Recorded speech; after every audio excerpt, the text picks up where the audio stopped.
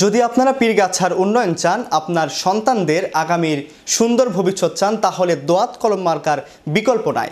এ মন্তব্য করেছেন কেন্দ্রীয় যুবলীগের সহ সম্পাদক ও উপজেলা চেয়ারম্যান প্রার্থী মনোয়ারুল ইসলাম মাসুদ।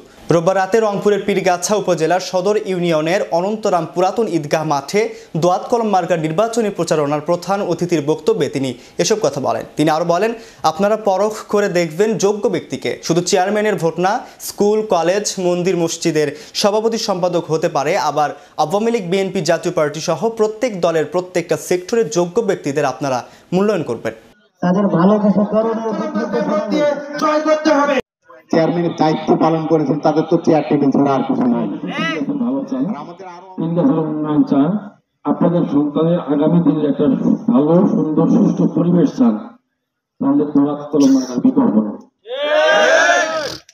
আবারও বলি, আমি আপনার একটা পরখ করে পরীক্ষা করে নেবেন।